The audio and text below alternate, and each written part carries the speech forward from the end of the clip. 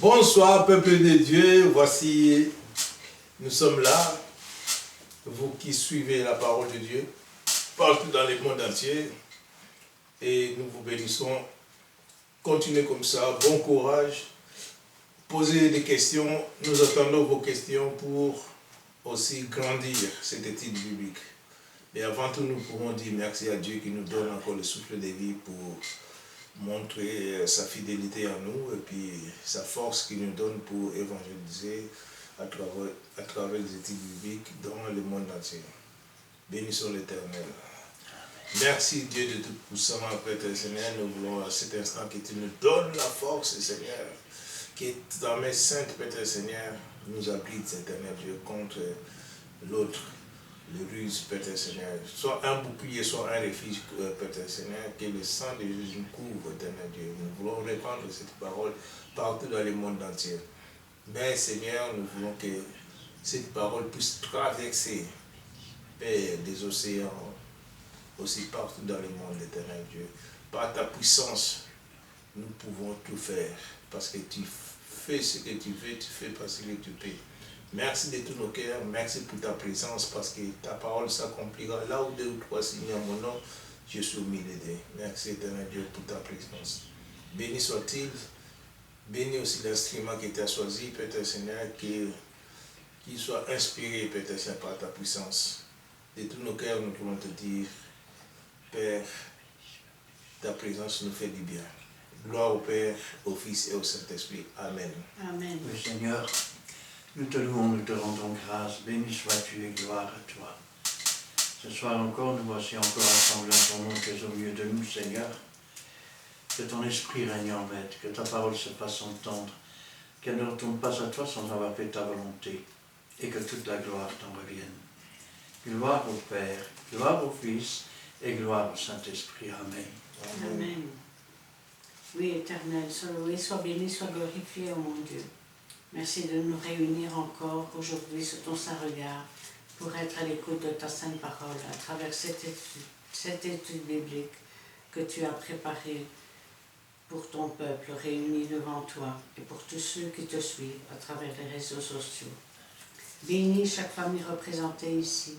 Bénis tes serviteurs présents. Oins-les, Seigneur, de l'onction de ton Saint-Esprit et protège-les des méchants et des orgueilleux. Oui, Seigneur, nous venons vers toi tels que nous sommes, en sachant, Seigneur, que dans ton amour, tu interviendras, Seigneur, pour chacun de nous. Tu veux nous instruire à travers ta parole qui est vraie, qui est une lampe sur le sentier que tu as préparé pour chacun de nous. Et merci pour ton Saint-Esprit, pour sa révélation qui va nous conduire dans toute la vérité. Amen. Nous nous attendons à toi, Seigneur. Parle, Seigneur, nous t'écoutons. Et que toute la gloire t'en revienne. Gloire au Père, au Fils et au Saint-Esprit. Amen. Amen. Nous voici donc ensemble réunis pour vous donner encore cette étude biblique aujourd'hui. Vraiment, je vous salue tous dans le nom de notre Seigneur Jésus-Christ. Et ici, nous pouvons vous rappeler que nous avons tant de vidéos qui sont sur YouTube à l'adresse de Christian Deliso. Donc, soyez vraiment attentifs, surtout abonnez-vous et vous allez voir si l'adresse de Christian Deliso. Deliso, c'est D-E-L-S-A-U-X. Et ça va vraiment vous porter une grande bénédiction.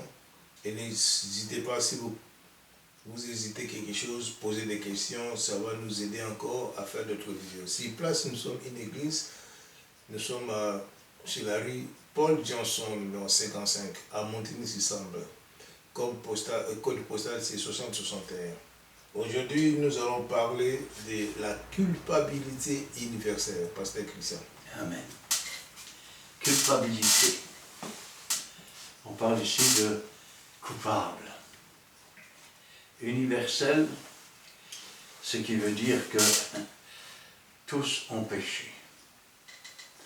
Rappelons-nous comment Dieu avait dit, vous pouvez manger de tous les arbres du jardin, mais quant à l'arbre de la connaissance du bien et du mal, vous n'y toucherez pas, car le jour où vous y toucherez, vous en mangerez, vous mourrez. Il y a un adage qui dit « Dis-moi qui tu hantes et je te dirai qui tu es ». Moi je vous dis « Dis-moi ce que tu manges et je te dirai ce que tu es ». Si maintenant tu te nourris de viande, l'animal il mange de l'herbe. L'herbe elle mange de la poussière. Donc quand tu manges, que ce soit des légumes ou de la viande, tu manges de la terre. Tu es donc poussière et tu retourneras en poussière. Si maintenant tu nourris ton âme de la parole de Dieu, de l'Esprit de Dieu, de la volonté de Dieu, alors tu vas devenir Dieu. Car il appelle Dieu tous ceux qui sont parvenus à la connaissance de sa parole avec un petit t. Pourquoi y a-t-il, je vais dire, la culpabilité dans le monde entier? C'est simple, il y a deux facteurs. Et ne dites pas, il y a toujours des facteurs dans le couple. Le premier, c'est qu'on a mangé de l'arbre de la connaissance du bien et du mal. Ce n'était pas vraiment un arbre, c'est simplement une métaphore. C'est-à-dire que Dieu a demandé de faire, mais on a préféré écouter la voix de l'ennemi. Et en préférant douter de la parole de Dieu, et en préférant écouter le mensonge, on est entré dans le péché. Ainsi, par un homme et par un péché, le péché a commencé à contaminer tous les hommes. On parle parfois de virus. Alors un virus, on peut le traiter. Un virus, on peut faire des vaccins. Même s'il y a parfois des vaccins qui tuent plus de gens qu'ils n'en guérissent ou qu'ils n'en protègent. Mais par contre, le péché, il n'y a dans le monde aucun remède. Le seul remède qui existe, c'est le remède que Dieu a donné. Et c'est le remède qui permet de passer de la mort à la vie.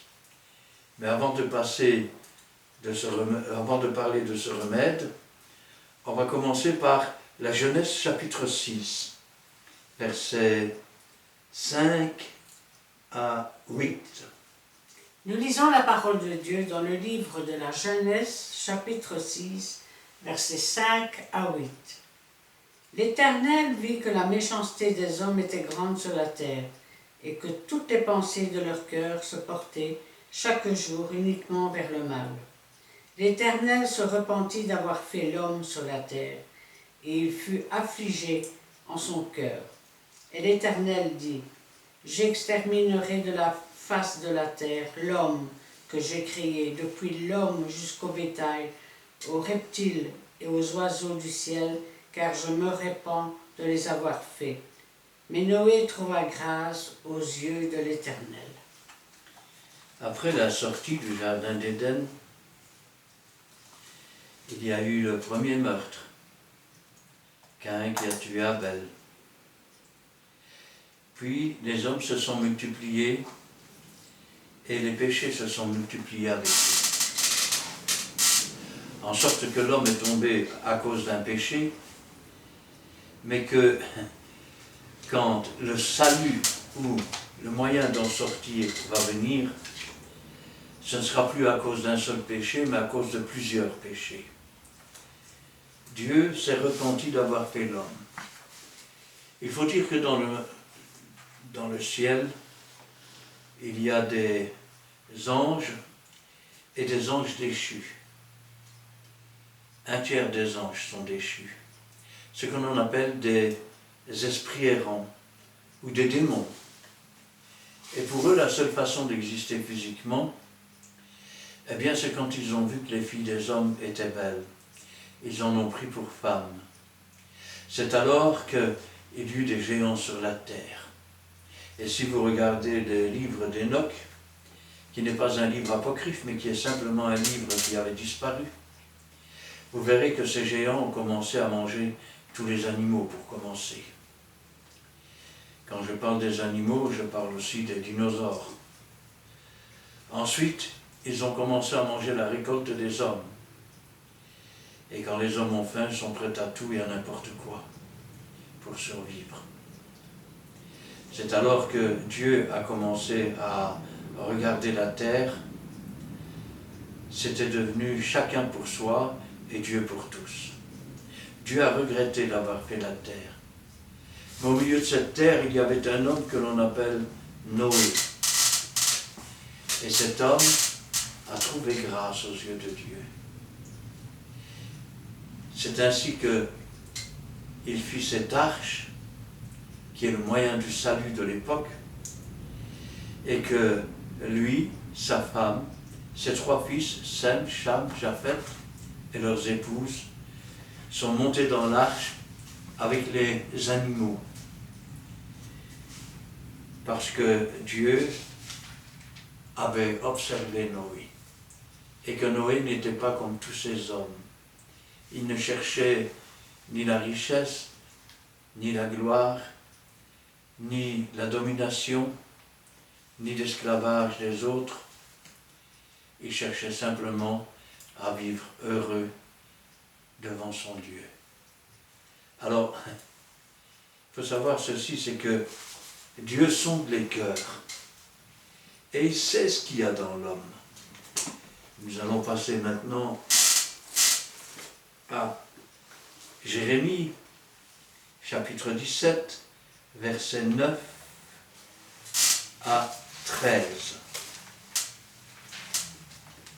Nous lisons la parole de Dieu dans le livre de Jérémie, chapitre 17, les versets 9 à 13. Le cœur est tortueux par-dessus tout et il est méchant. Qui peut le connaître? Moi, l'Éternel, je prouve le cœur, je sonde les reins, pour le rendre à chacun selon ses voies, selon le fruit de ses œuvres, comme une pédrite qui couvre deux œufs qu'elle n'a pas pondus. Tel est celui qui acquiert des richesses injustement au milieu de ses jours, il doit les quitter. Et à la fin, il n'est qu'un insensé. Il est un trône de gloire élevé dès le commencement. C'est le lieu de notre sanctuaire. Toi qui es l'espérance d'Israël, ô Éternel, tous ceux qui t'abandonnent seront confondus. Ceux qui se détournent de moi seront inscrits sur la terre, car ils abandonnent la source d'eau vive, l'Éternel. Dieu a regardé. Et quand il regarde le cœur de l'homme, le cœur est tortueux par-dessus tout. Vous savez que l'homme est la seule créature qui non seulement est capable de mentir aux autres, mais elle est capable de se mentir et de croire au mensonge. C'est d'ailleurs pour ça que Dieu dit que, n'ayant pas eu l'amour de la vérité, ils ont reçu un esprit pour croire au mensonge. Or, tout, par-dessus tout, et il est méchant. Le cœur de l'homme est méchant. Vous savez qu'un jour, il y a un riche qui est venu. « Bon maître, que dois-je faire ?» Et Jésus lui a répondu, « Il n'y a de bon que Dieu. » Parce que quand Dieu sonde les cœurs, il voit des cœurs tortueux. Il voit des cœurs qui sont méchants. Parfois, des hommes lâches qui essayent de s'en tirer en essayant de tourner ça autrement. Parfois des menteurs à main levée. Parfois des hommes violents. Parfois des personnes superficielles. Vous savez, l'homme est parfois comme un escargot. Il parle sur le dos de l'autre, mais quand l'autre est en face, ils ne disent plus rien. L'escargot, c'est le même. Quand tu es loin, il sort de sa coquille, mais quand tu approches, il rentre dans sa coquille et il ne bouge plus. La nature nous enseigne. Alors, moi l'Éternel, j'éprouve le cœur, je sonde les reins. L'homme regarde à l'apparence. Oh, tu as vu ce frère, tu as vu ce pasteur, tu as vu ce chrétien. Oh, quel chrétien! Mais Dieu regarde dans le cœur. On ne trompe pas Dieu. On ne se moque pas de Dieu. Dieu voit, il connaît. Il sait ce qu'il y a dans l'homme, on n'a rien à lui apprendre. Pour rendre à chacun selon ses voies, selon le fruit de ses œuvres. Comme une perdrix qui couve des œufs qu'elle n'a point pondus, tel est celui qui acquiert des richesses injustement. Autrement dit, parfois certaines personnes acquièrent des richesses. Comment le font-elles? Par le vol, par la tromperie, par le détournement. Mais la Bible nous dit qu'au milieu de ses jours, il doit quitter ses richesses. Vous savez, même l'Ecclésiaste, il dit, j'ai sondé sur la terre le méchant et le juste et le sage. Et pourtant, ils ont tous les deux une même fin. C'est-à-dire qu'un jour, ils quittent tout sur la terre, ils n'emportent rien parce qu'ils sont venus sans rien. Et qu'ils soient sages ou qu'ils ne le soient pas, c'est ce qui arrive vis-à-vis de la terre. Et au bout d'un certain temps, le monde ne se rappelle même plus qu'ils ont existé. Mais la différence, c'est que celui qui est sage et qui est pour Dieu est auprès de Dieu. Tandis que l'autre est dans les souffrances. Et à la fin, il n'est qu'un insensé. Il est un trône de gloire élevé dès le commencement. C'est le lieu de notre sanctuaire. Toi qui es l'espérance d'Israël, ô Éternel. Tous ceux qui t'abandonnent seront confondus. Ceux qui se détournent de moi seront inscrits sur la terre, car ils abandonnent la source d'eau vive, l'Éternel. Et je vais le dire autrement. Ils ne mangent plus de l'arbre de vie, ils ne boivent plus de l'eau vive de l'Éternel à sa source, mais ils boivent aux sources, aux citernes crevassées, ils boivent aux sources empoisonnées, ils mangent la désobéissance, l'arbre de la connaissance du bien et du mal, et ils finissent par être chassés du jardin d'Éden, chassés du paradis, pour ne plus pouvoir y entrer. Tous, sans exception, ont péché et sont coupables.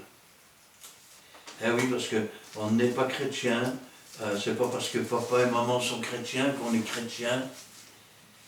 Nous devons répondre chacun pour nous-mêmes. Et là, nous sommes dans Romains, chapitre 3, versets 9 à 30.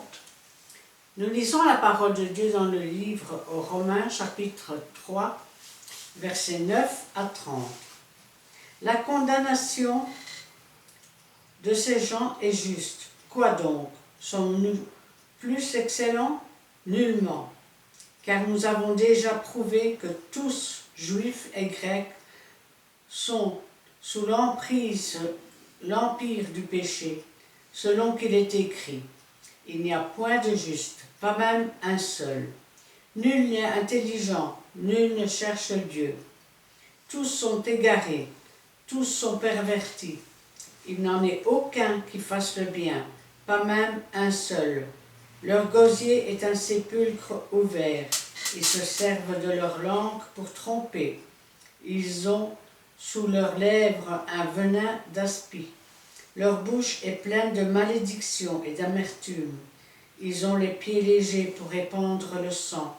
La destruction et le malheur sont sur leur route. Ils ne connaissent pas le chemin de la paix.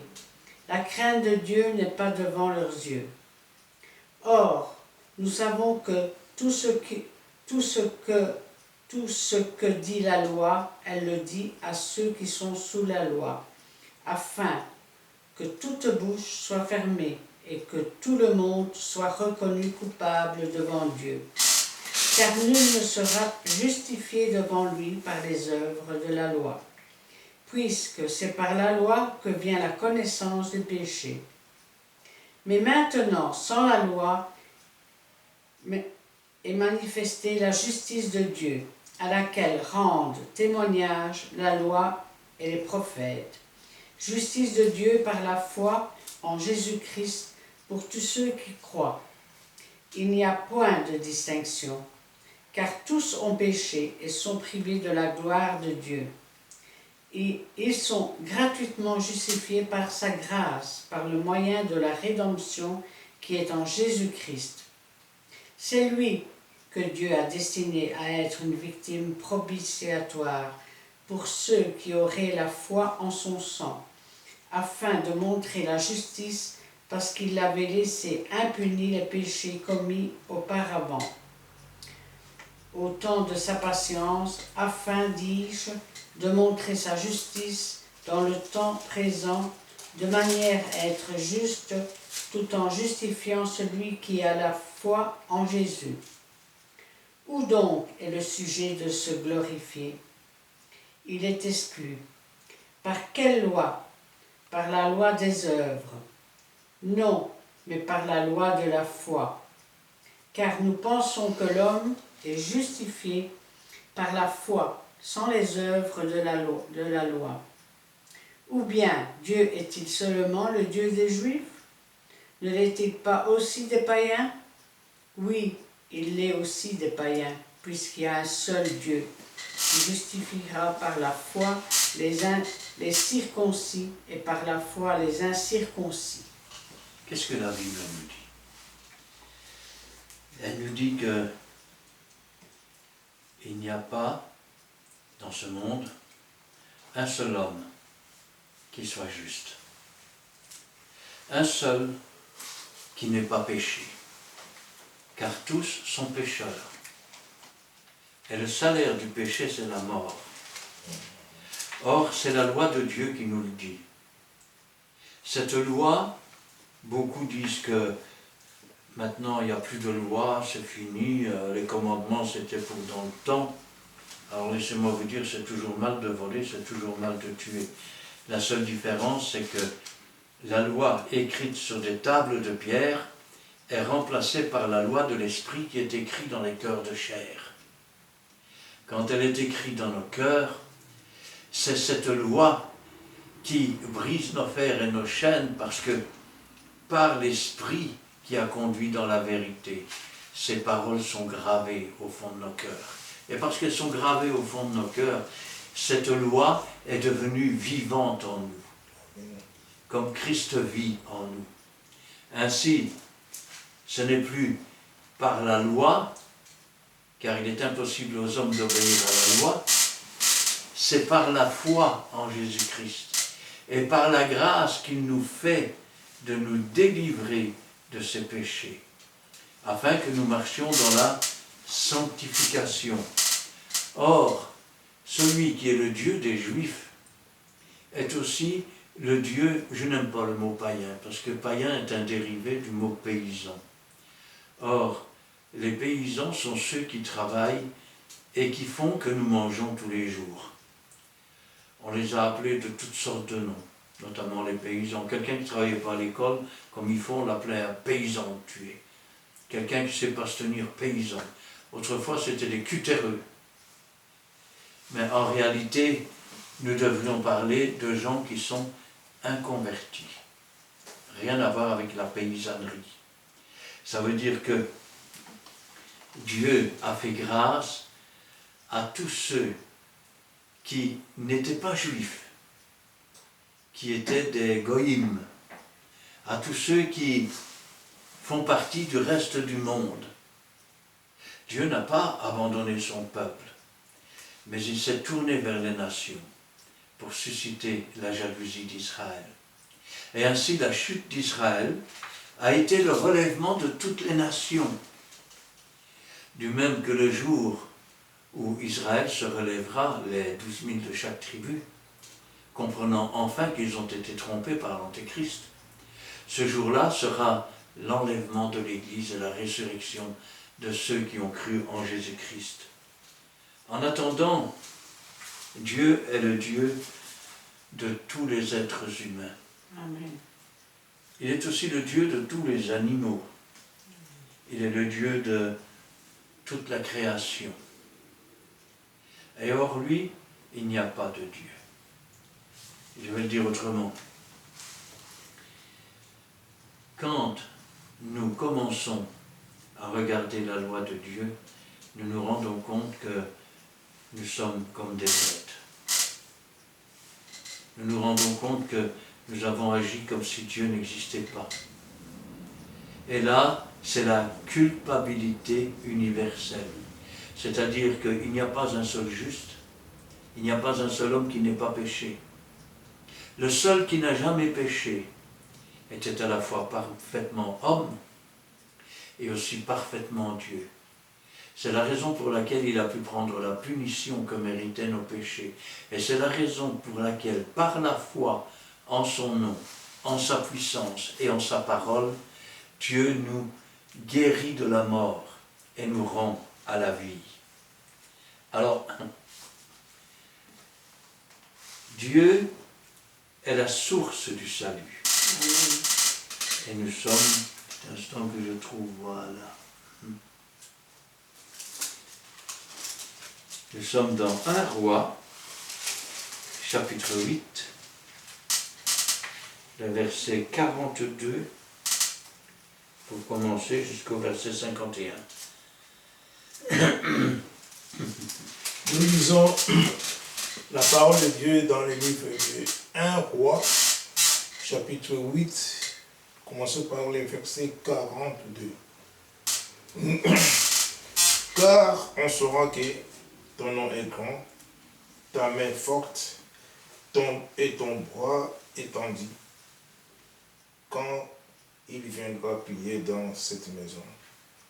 Exhorte-les des cieux, du lieu de ta demeure, et accorde à cet étranger tout ce qu'il te demandera, afin que tous les peuples de la terre connaissent ton nom pour te craindre comme ton peuple d'Israël, et sache que ton nom est invoqué sur la terre, son nom est invoqué sur cette maison, et que j'ai bâti. Quand ton peuple sortira pour combattre son ennemi, en suivant la voie que tu lui auras prescrite, s'il s'adresse à l'Éternel de prière, les regards tournés vers la ville que tu as choisie et vers la maison que tu as bâtie à ton nom,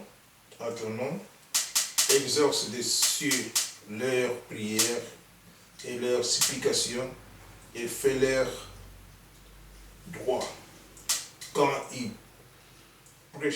pécheront contre toi, car il n'y a point d'homme qui ne pêche quand tu seras irrité contre eux et que tu les livreras à l'ennemi qui les amènera captifs dans un pays ennemi, lointain ou rapproché. S'ils rentrent en eux-mêmes dans le pays où ils seront captifs, s'ils reviennent à toi et t'adressent des supplications dans le pays de ceux qui les ont amenés et qu'ils disent: nous avons péché, nous avons commis des iniquités, nous avons fait le mal. S'ils reviennent à toi de tout leur cœur et de toute leur âme dans le pays de leurs ennemis qui te ont amenés qui sont amenés captifs, s'ils s'adressent des prières, des regards tournés vers leur pays que tu as donné à leur père, vers la ville que tu as choisie et vers la maison que j'ai bâtie à ton nom, exauce des cieux, du milieu d'État demeure leurs prières et leurs supplications et fais leur droit. Pardonne à ton peuple des péchés et de toutes ces transgressions contre toi. Excite la compassion de ceux qui les retiennent captifs afin qu'ils aient pitié d'eux, car ils sont ton peuple et ton héritage, et tu les as fait sortir d'Égypte du milieu d'une fournaise de fer. Nous sommes au temps de Salomon. David n'avait pas pu bâtir la maison de Dieu parce qu'il avait versé le sang. Et c'est son fils Salomon qui a bâti cette maison. Ce passage est une partie de la dédicace, c'est-à-dire de la prière que Salomon a faite. Dans sa prière, il demande si un étranger vient dans ta maison, qu'il cherche ta face, qu'il te prie, réponds-lui des cieux. Si ton peuple a commis des péchés et que l'ennemi l'emmène captif, si dans le lieu où ils sont, ils entrent en eux-mêmes, tourne les yeux vers le pays que tu as donné à leur père, vers la maison que je t'ai bâtie, exauce des cieux et ramène-les. Fais que leurs ennemis aient de la compassion pour eux et qu'ainsi ils les traitent beaucoup mieux. C'est un peu l'histoire du fils prodigue qui prend son héritage et qui dit « Je quitte la maison, j'en ai marre ». Seulement une fois qu'il est loin et qu'il est dans la détresse, alors le souvenir de ce qui se passait chez son père, où même les mercenaires étaient mieux traités que lui reviennent. Et là, il dit « J'irai vers mon père ». De même, ils iront ainsi vers Dieu. Ils adresseront leurs prières vers la maison qu'il a bâtie. Maison dont Dieu va faire sa demeure. Non pas qu'il puisse habiter dans une maison faite de main d'homme, mais Dieu entendra les prières de cet endroit. Dieu va exaucer. Et la preuve qu'il va exaucer, eh bien, si nous regardons au chapitre 9 et le verset 3, nous voyons que Dieu a répondu favorablement à cette prière. Et que quand il est irrité, c'est pas qu'il nous abandonne, c'est qu'il nous laisse aller. Il ne nous oblige pas. Mais après, quand tout tourne mal, et que nous tournons les yeux vers lui réellement, et que nous nous repentons, alors c'est Dieu qui nous tend la main. Amen. Et c'est lui qui nous ramène dans le droit chemin. Là, nous sommes dans Rois 9, verset 3. Nous lisons la parole de Dieu encore dans le livre de 1 Roi, chapitre 9, le verset 3. Le verset 3 qui nous dit ceci. Et l'Éternel lui dit, j'exauce ta prière et ta supplication que tu m'as adressée. Je sanctifie cette maison que tu as bâtie pour y mettre à jamais mon nom. Et j'aurai toujours là mes yeux et mon cœur. Amen. Dieu ainsi répond. Vous savez, parfois, parce que le diable c'est comme cela, il nous incite à nous détourner de Dieu, il nous incite à ne surtout pas croire en Dieu. Et puis après, quand il nous a bien traînés dans la boue, quand nous sommes comme ce fils prodigue, qui aurait bien voulu manger les caroubes des pourceaux, mais qu'on ne lui donne pas, alors il vient sur la pointe des pieds. Qu'est-ce que tu fais encore là? Tu vois pas? Tout ce que tu touches te salit. T'es un bon à rien. Qu'est-ce que tu fais sur la terre? Qu'est-ce que tu attends pour mettre fin à tes jours? Parce que le but du diable, c'est de nous détruire. Et si à ce moment-là, tu as la force de pouvoir crier, oh Dieu, si vraiment t'existais quelque chose, Dieu va entendre. Dieu va poser les regards. Et il va te retirer de la boue du péché. Il va te laver. Il va te revêtir du salut. Il va faire de toi une nouvelle créature. Une créature qui ne sera plus sous la culpabilité universelle. Alors, pour cela, Jésus en a Jésus en a payé le prix pour les coupables. Petit instant, je cherche après mon passage. Où est-ce qu'il est? Ah, il est là. Hop. Nous sommes dans Ésaïe 53, versets 5 à 8. Nous lisons la parole de Dieu dans le livre d'Ésaïe, chapitre 53, versets 5 à 8. Mais il était blessé pour nos péchés, brisé pour nos iniquités.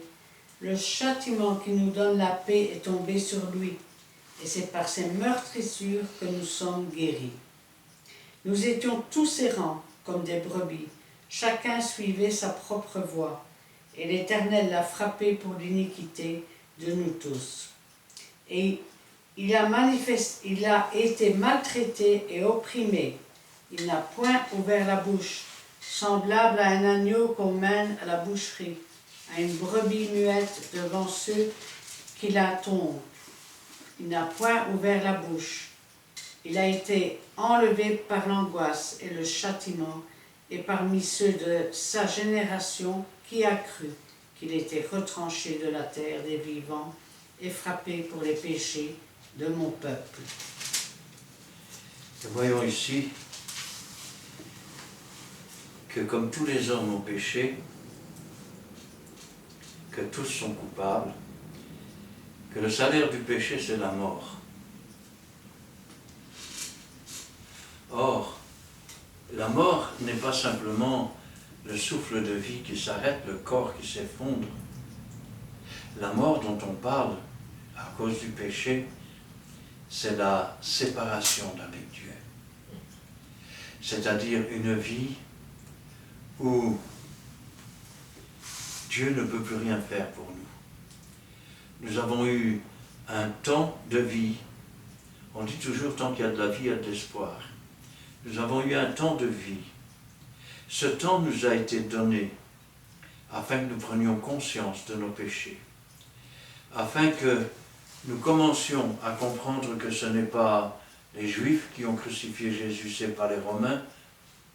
S'il n'y avait que nous qui avions péché, il serait venu quand même.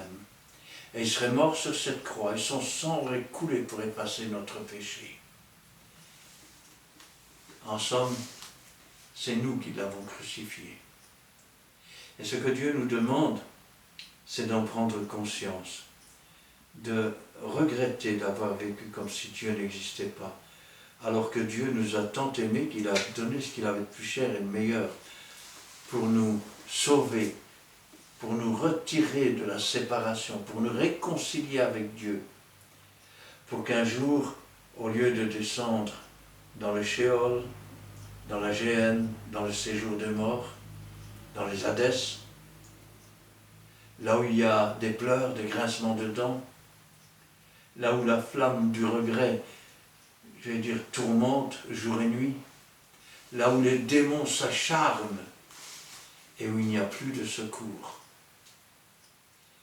En acceptant Jésus-Christ et en nous détournant de nos péchés, Dieu nous offre une nouvelle chance, un nouvel espoir.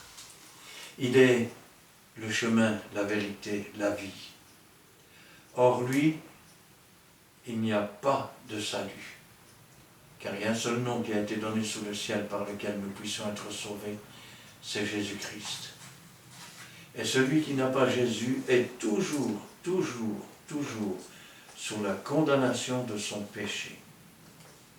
Parce que le jugement, c'est que quand la lumière du monde, Jésus-Christ, est venue, ils ont préféré les ténèbres, parce que leurs œuvres étaient mauvaises. Mais pour celui qui accepte Jésus-Christ, son péché est effacé, son péché est lavé, il est purifié, il est sanctifié. Et on peut dire que, marchant par l'Esprit, il ne pêche pas.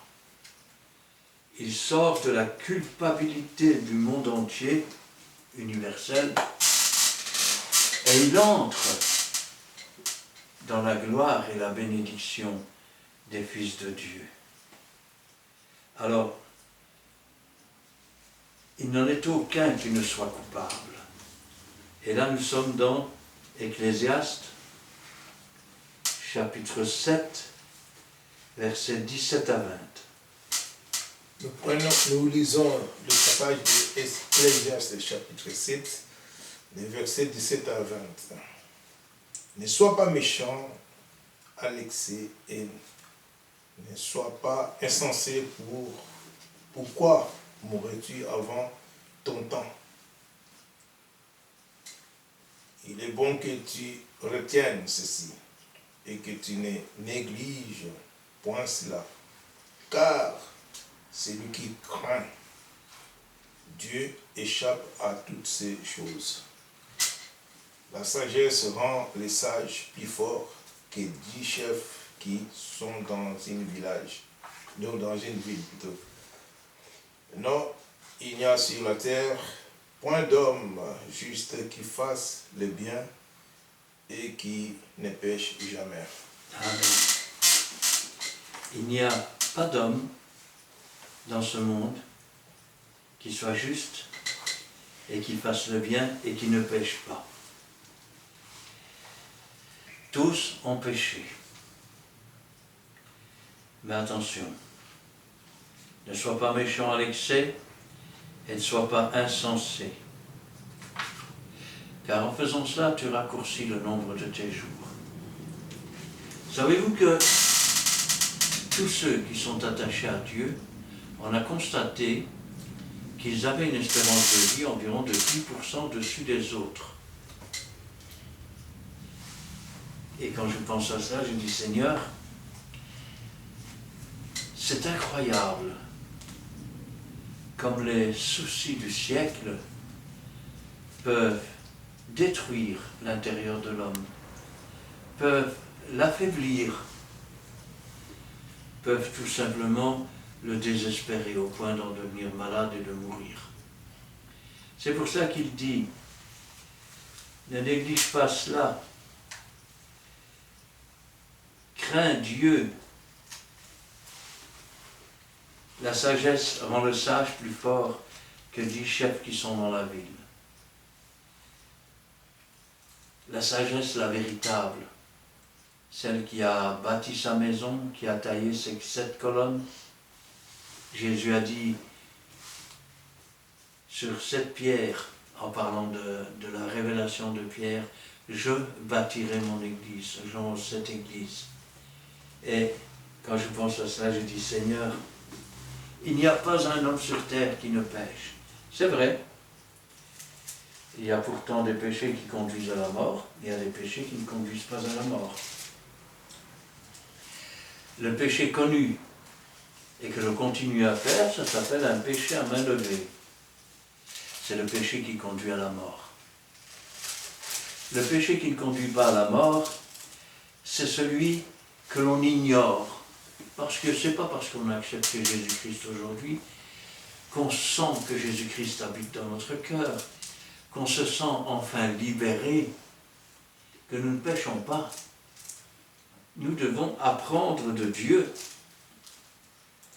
les choses qui ne lui plaisent pas. Et chaque fois que nous en découvrons une, nous devons alors avoir la foi pour croire que Jésus-Christ va nous en délivrer par la puissance de son esprit, qui, elle, va nous conduire dans toute la vérité. tant qu'on n'est pas dans toute la vérité, on ne peut pas être convaincu. Quand la vérité est inscrite dans nos cœurs comme la loi, alors elle ne peut plus s'en aller. Et elle nous retrace le chemin de la libération. Le péché est entré dans le monde et s'est étendu à tous. Si, un petit instant, je trouve mon passage, voilà. Nous sommes dans 1 Jean, chapitre 1, versets 8 à 10. Nous lisons la parole de Dieu dans le livre de 1 Jean, de l'épître de Jean, chapitre 1, versets 8 à 10. Si nous disons que nous n'avons pas de péché, nous nous séduisons nous-mêmes et la vérité n'est point en nous. Si nous confessons nos péchés, il est fidèle et juste pour nous les pardonner et pour nous purifier de toute iniquité. Si nous disons que nous n'avons pas péché, nous le faisons menteur et sa parole n'est point en nous. Si nous disons que nous n'avons pas de péché, nous nous séduisons nous-mêmes. Alors, il est vrai que celui qui marche selon l'esprit ne pêche pas. Mais est-ce que ça veut dire qu'il n'a pas de péché? Il en a, mais il les ignore, il ne les connaît pas, parce qu'il n'a pas encore connaissance que cette chose déplaît à Dieu. Dès lors, il est écrit que Dieu ne tient pas compte des temps d'ignorance. Mais, si nous connaissons notre péché, alors nous sommes condamnables si nous ne le déposons pas au pied de la croix du Seigneur. Si nous disons que nous n'avons pas de péché, nous nous séduisons nous-mêmes, la vérité n'est point en nous. Si nous confessons nos péchés, il est fidèle et juste pour nous les pardonner et pour nous purifier de toute iniquité. Ce qui veut dire que si maintenant nous apprenons qu'une chose est un péché et que ici nous confessons notre péché, nous reconnaissons que c'est notre péché et que nous demandons au Seigneur de nous en délivrer, il est fidèle et juste pour les pardonner, pour nous purifier de tout péché. Si nous disons que nous n'avons pas de péché, autrement dit, je te remercie Seigneur, parce que moi, je donne ma dîme, je jeûne 3 fois la semaine. Je te remercie, je ne suis pas comme celui-là, Seigneur. Si nous disons que nous n'avons pas de péché, nous le faisons menteur. Et sa parole n'est point en nous. Alors, vous voyez, il y a 2 tendances aujourd'hui dans l'Évangile. Il y a ceux qui disent que Christ nous a purifiés, sanctifiés, et que nous sommes purs, parfaits, sans tache. Et puis il y a ceux qui disent, il n'y a personne de parfait sur la terre. Alors laissez-moi vous dire que si tu es un pécheur, tout en étant chrétien, et que tu sais que c'est un péché, tu es coupable. Si maintenant tu te repens, tu le déposes au pied du Seigneur, parce que tu ignorais que c'était un péché, en quoi es-tu coupable, puisque Dieu ne tient même pas compte des temps d'ignorance, et qu'il réserve un temps de connaissance pour l'homme. C'est ce qu'on appelle marcher de sanctification en sanctification, sans laquelle personne ne verra Dieu. N'avez-vous jamais lu ce qu'il a marqué en parlant de son peuple Israël, parce que d'autres voulaient le maudire? Il a dit, je ne vois point d'iniquité en Israël. Pourquoi ne voyait-il point d'iniquité dans Israël? Parce que les péchés qu'ils avaient pu commettre ou qu'ils commettaient étaient encore dans l'ignorance. Ils avaient besoin de connaître la parole de Dieu. Tout disciple accompli est semblable à son maître. Jésus n'a jamais péché. Ce qui veut dire qu'un véritable enfant de Dieu les seuls péchés qu'il peut encore commettre, c'est des péchés qu'il ne connaît pas. Le Saint-Esprit va lui montrer, tu sais, ça c'est pas bien ce que tu fais là. Regarde ce qui est marqué là-bas. À partir de là, tu as la connaissance de ton péché. Tu prends conscience que tu es un pécheur à cause de ça. Et c'est alors que tu te repens, c'est alors que tu confesses ton péché, c'est alors que le Seigneur enlève à nouveau ce péché et que te voilà devenu pur. Sans cette sanctification, tu ne verras jamais Dieu. Il est écrit que l'on doit marcher de sanctification en sanctification, sans laquelle personne ne verra Dieu. Et vous me direz, je connais un frère, il a vu Jésus. C'est parce qu'au moment où il a vu Jésus, son cœur était pur. Heureux ceux qui ont le cœur pur, car ils verront Dieu. Ce qui est important, ce n'est pas tellement qu'il y a un péché qui se fait alors qu'il est dans l'ignorance, du moment que le cœur est pur. Quand le temps de Dieu sera venu, il le montrera, alors il pourra reconnaître ce péché, alors il pourra le confesser, et alors il pourra être sauvé. La solution, elle est en Jésus. Et là, nous sommes dans Jean, chapitre 5, versets 17 à 21. C'est 1 Jean 1 Jean 5, 1 Jean 5.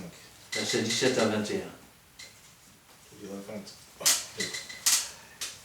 Nous lisons la parole de Dieu dans le livre de 1 Jean chapitre 5, les versets 17 à 21. Toute iniquité est un péché, et il y a tel péché qui ne mène pas à la mort. Nous savons que quiconque est né de Dieu ne pêche point, mais celui qui est né de Dieu se regarde lui-même et le malin ne le touche pas. Nous savons que nous sommes de Dieu et que le monde entier est sous la puissance du malin. Nous savons aussi que le Fils de Dieu est venu et qu'il nous a donné l'intelligence pour connaître le véritable. Et nous sommes dans le véritable. Et son Fils, Jésus-Christ, c'est lui qui est le véritable et la vie éternelle. Petit enfant, gardez-vous des idoles. Toute iniquité est un péché. Et il y a tel péché qui mène à la mort et tel péché qui ne mène pas à la mort. C'est ce que je vous expliquais tout à l'heure. Le péché dans l'ignorance ne mène pas à la mort. Alors, n'allez pas voir les catholiques parce que le catholique, il y a des péchés mortels, il y a des péchés véniels.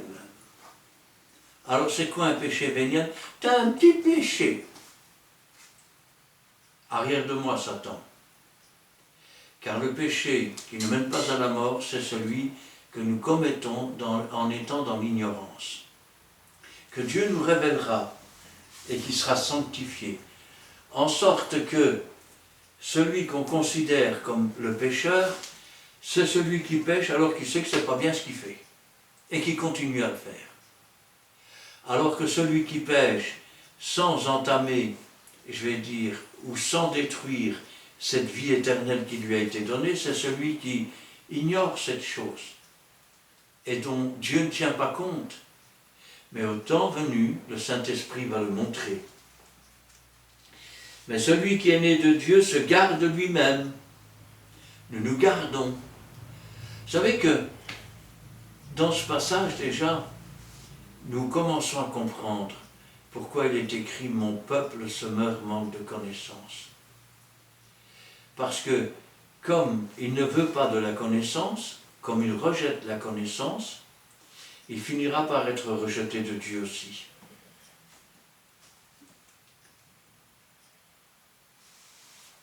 Nous savons que quiconque est né de Dieu ne pêche point, Mais celui qui est né de Dieu se garde lui-même.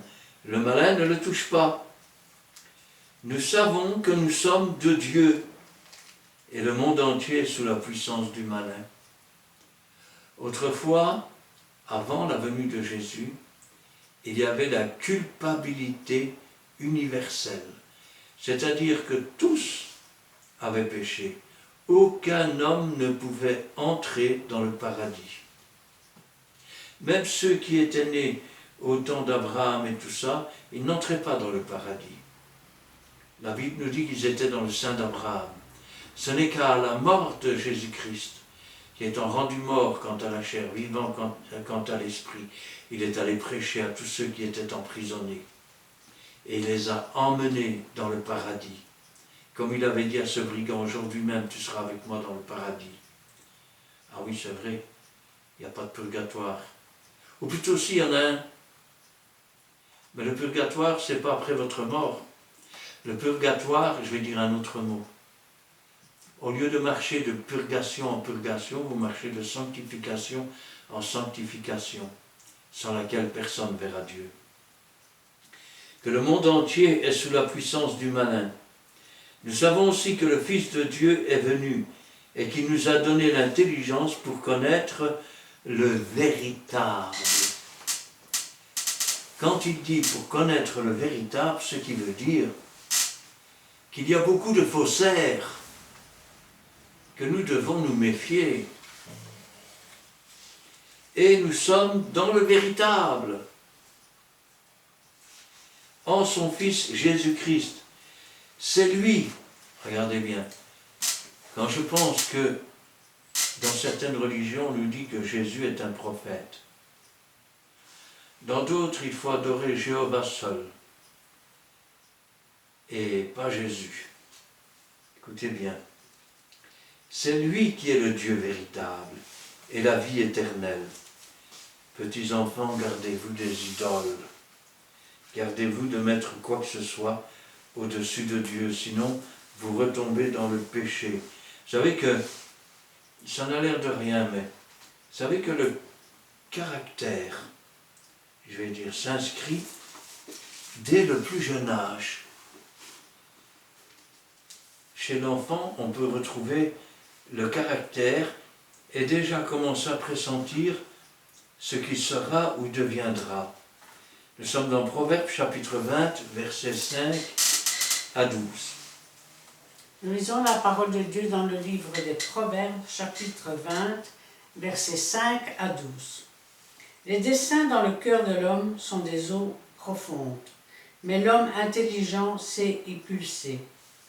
Beaucoup de gens proclament leur bonté, mais un homme fidèle, qui le trouvera? Le juste marche dans son intégrité, heureux ses enfants après lui. Le roi assis sur le trône de la justice dissipe tout mal par son regard. Qui dira, j'ai purifié mon cœur, je suis net de mon péché? Deux sortes de poids, deux sortes d'effats sont l'un et l'autre en abomination à l'Éternel. L'enfant laisse déjà voir par ses actions si sa conduite sera pure et droite. L'oreille qui entend et l'œil qui voit, c'est l'Éternel qui les a fait l'un et l'autre. Amen. Amen. Beaucoup de gens disent qu'ils sont justes et ainsi de suite. Mais vous trouvez un homme juste? Même dans la chrétienté, rappelez-vous qu'il y avait 5 vierges et 5 folles.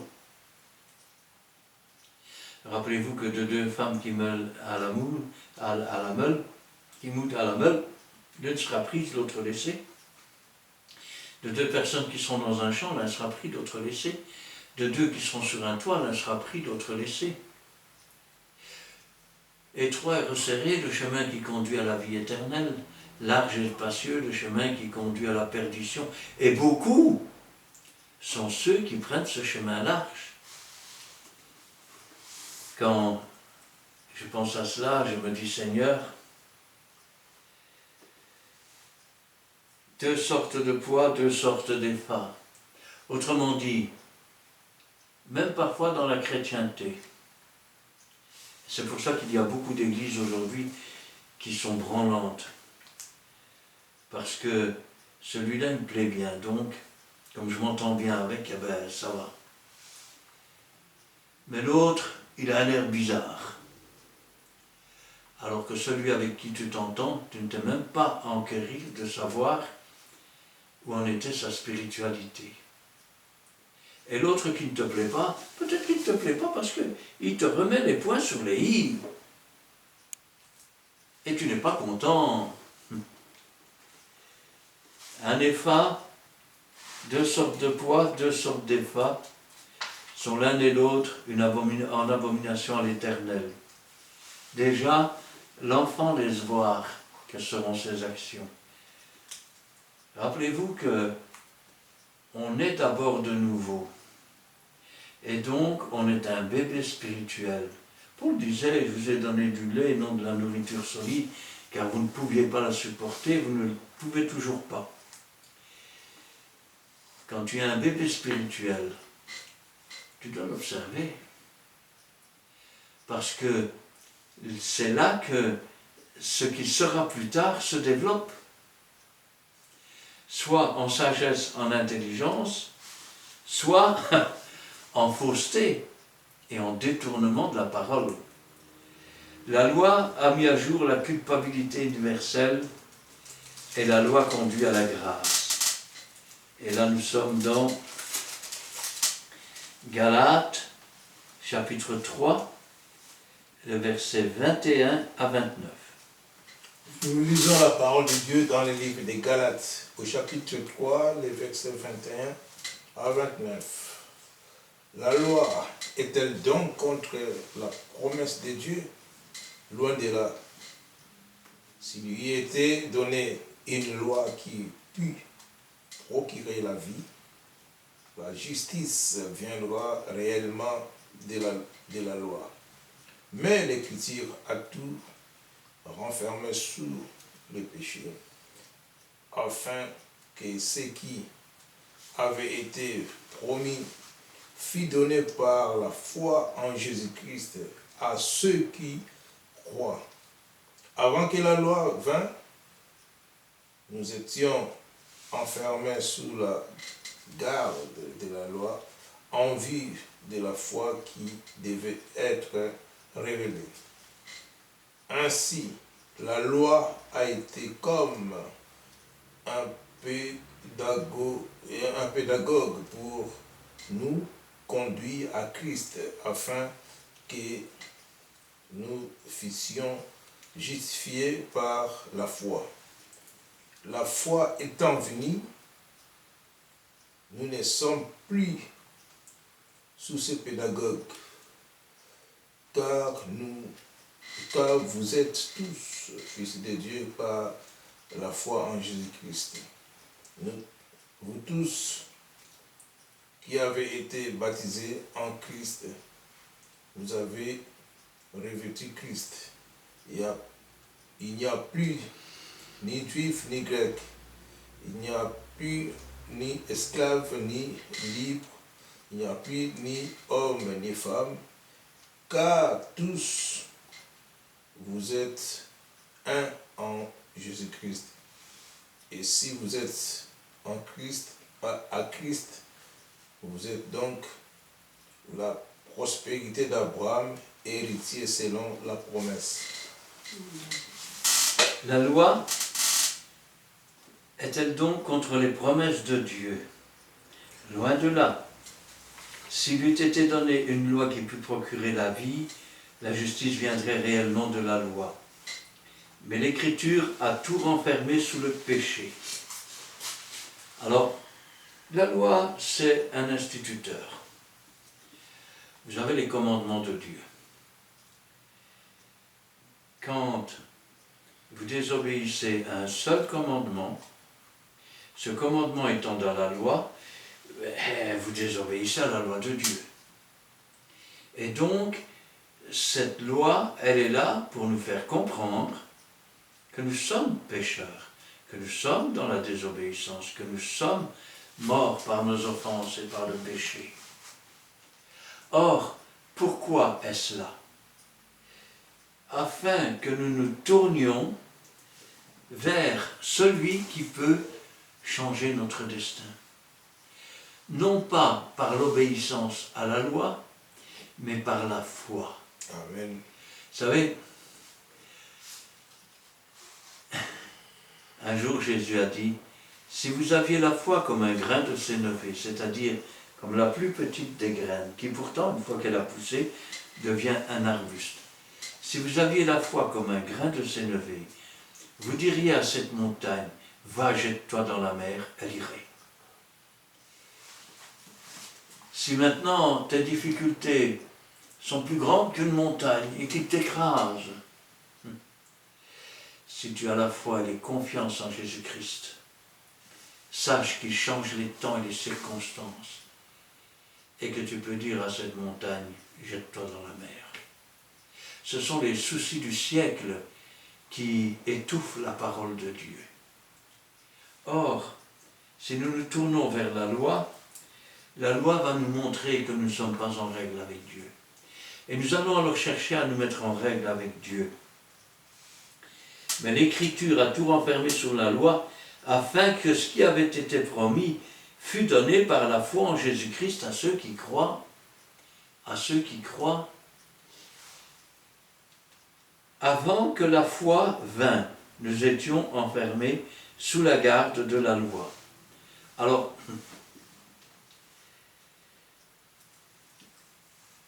quand on parle d'Abraham, ici plus bas, je vais vous poser une question.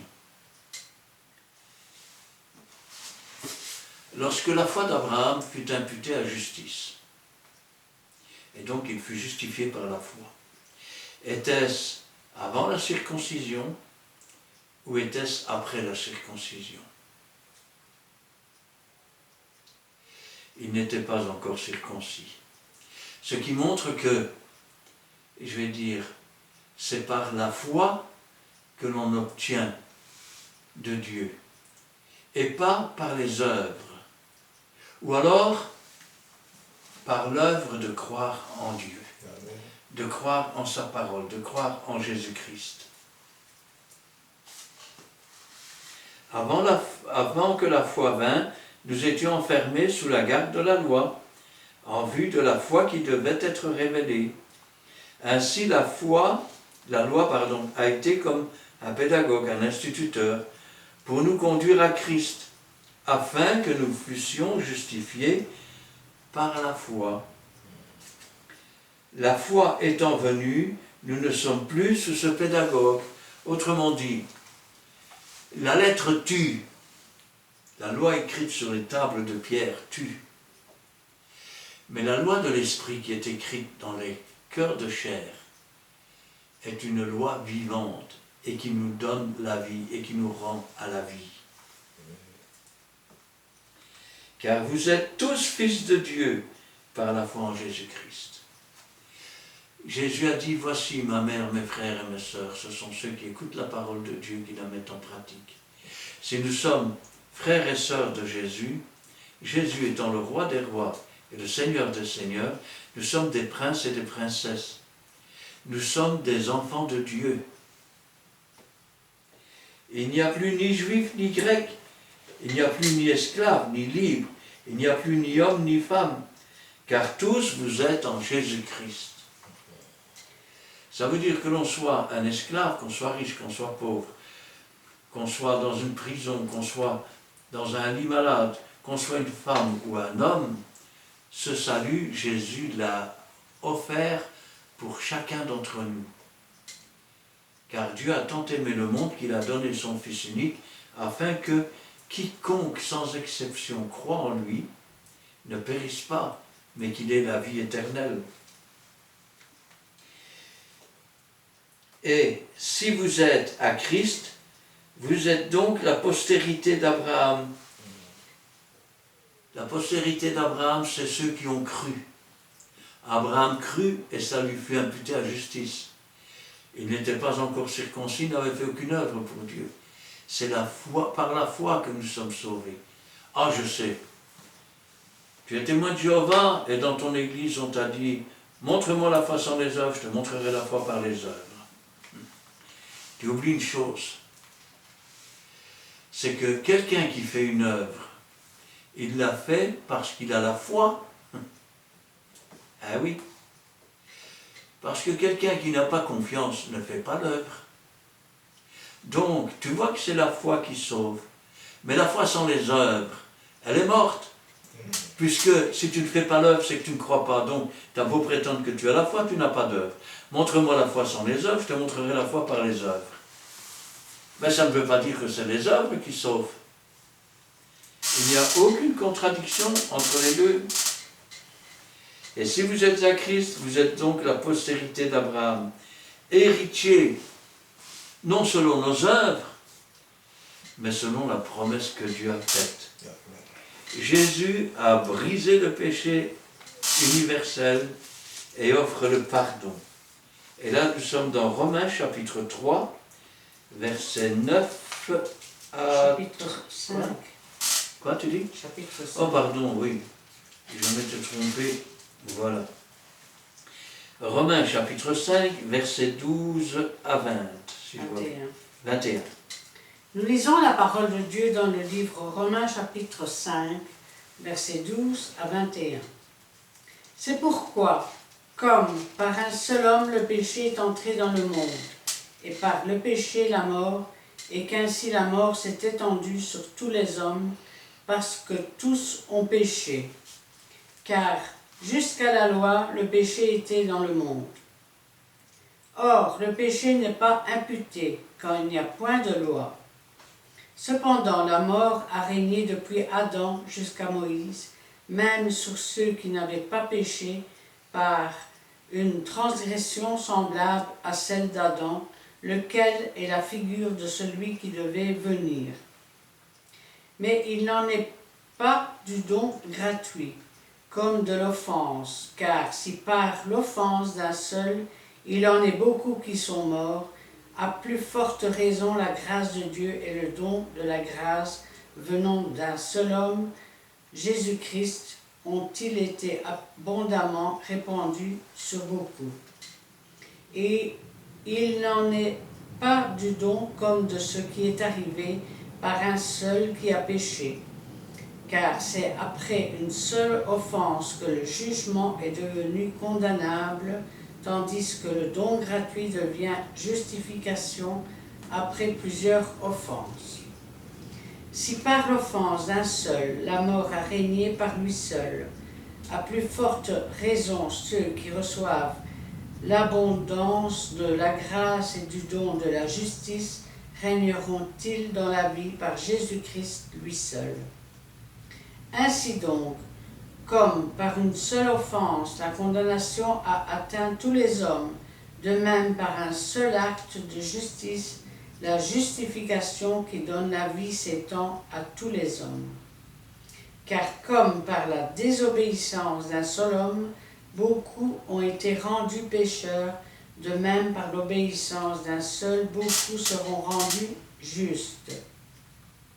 Or, la loi est intervenue pour que l'offense abondât, mais là où le péché a abondé, la grâce a surabondé, afin que comme le péché a régné par la mort, ainsi la grâce régna par la justice pour la vie éternelle, par Jésus-Christ notre Seigneur.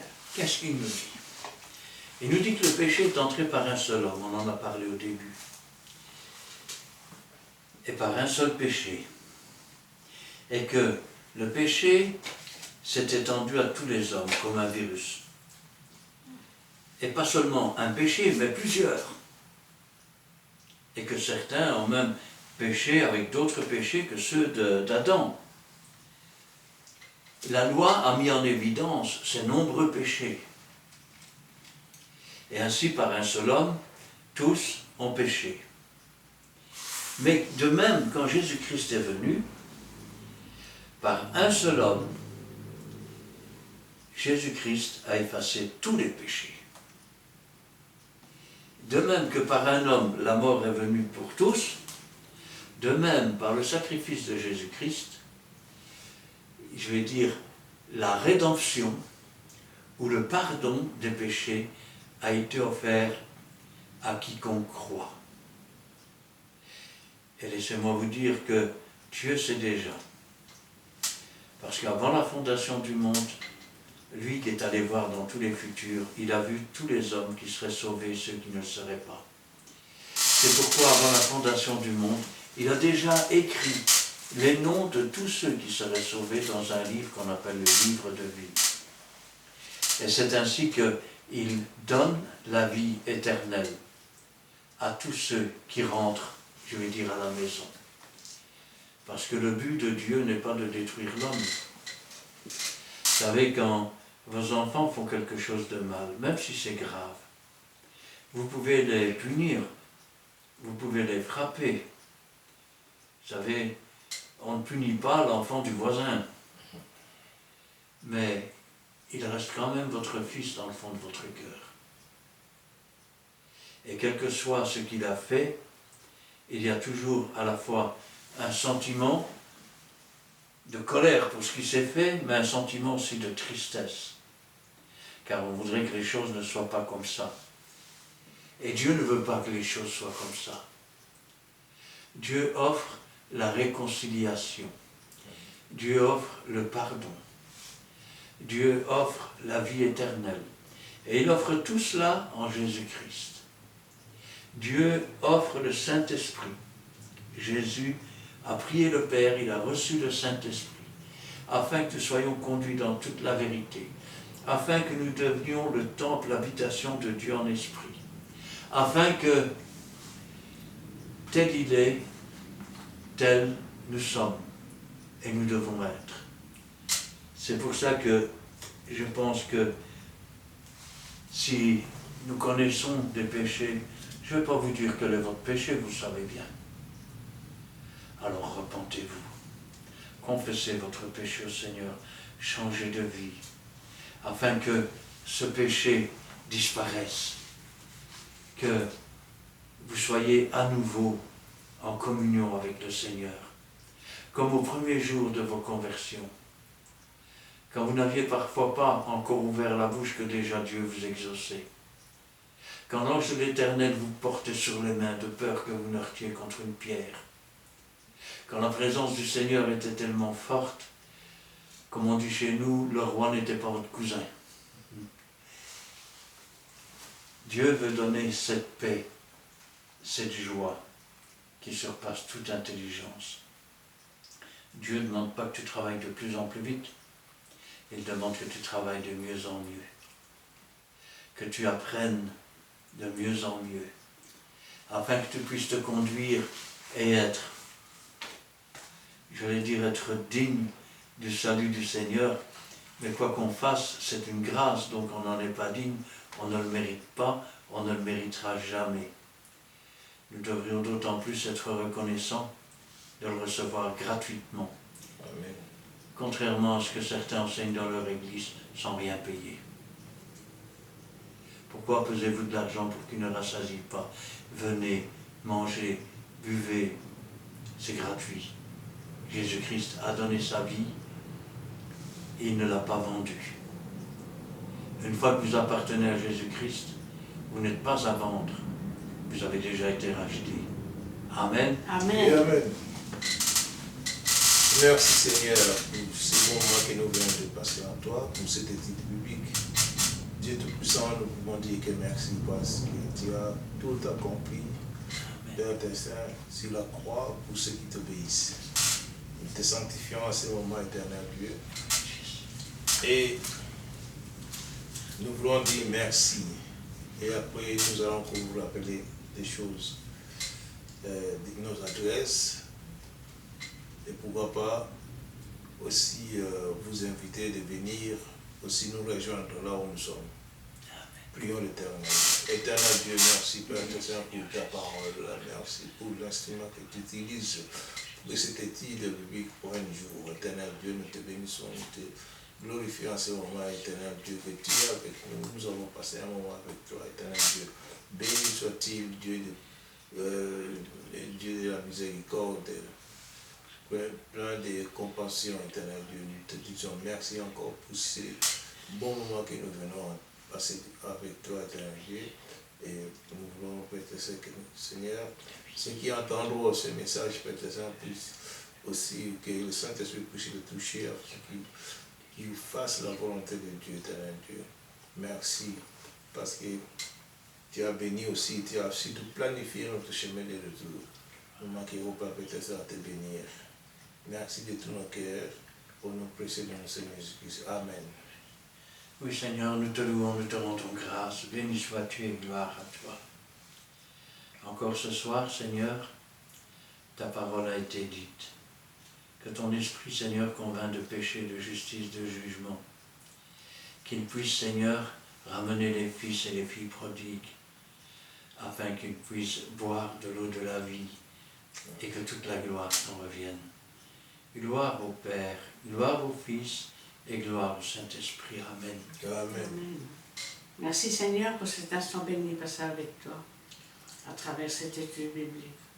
Donne-nous Seigneur de retenir ta parole et tous les enseignements que tu nous as donnés par la puissance de ton Saint-Esprit. Donne-nous d'accepter cette parole, mais surtout de la mettre en pratique. Interviens aussi, Seigneur, pour tous ceux qui te suivent fidèlement à travers les réseaux sociaux. Visite-les à l'instant même, afin qu'ils puissent aussi, Seigneur, t'accepter comme sauveur et maître. Travaille leur cœur, donne-leur la sagesse, le discernement et l'intelligence, afin qu'ils comprennent cette parole. Si vous, qui nous suivez fidèlement, si cette vidéo a touché votre cœur, n'hésitez pas à liker, à partager en grand nombre, afin que la parole de Dieu soit propagée dans le monde entier, non pas pour notre gloire, mais pour la gloire de notre Seigneur Jésus-Christ. N'oubliez pas de mettre un commentaire, une question, n'hésitez pas, les serviteurs présents se feront un plaisir de vous répondre à travers la parole de Dieu qui est vraie. Soyez tous bénis dans le nom puissant de Jésus-Christ. Amen. Amen. Nous voici à la fin, nous disons toujours bon, mais la fin d'une chose qui est au commencement.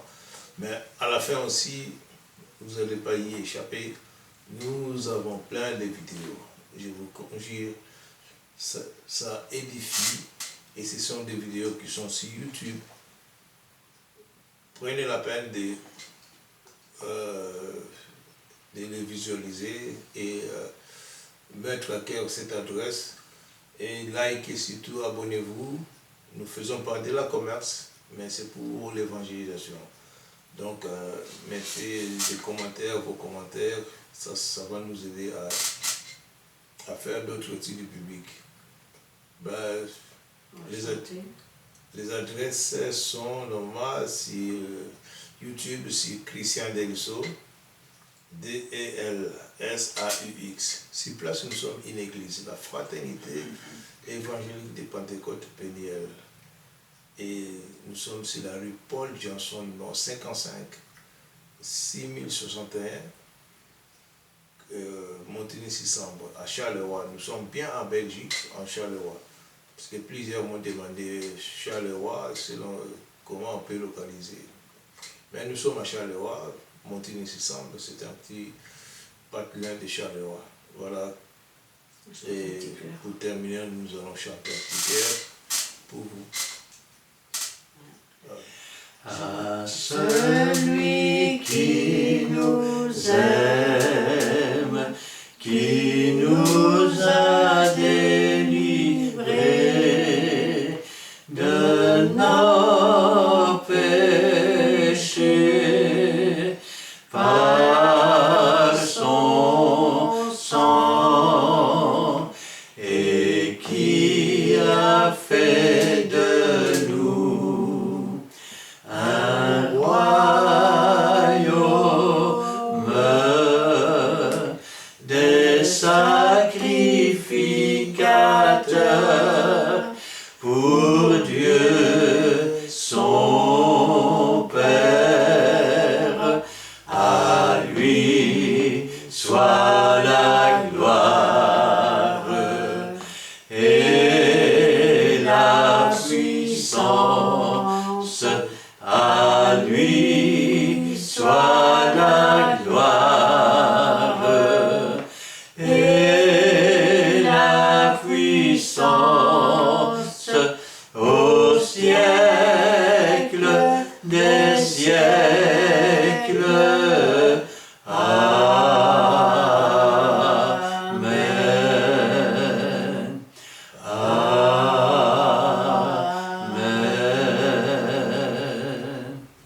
voici ainsi fait.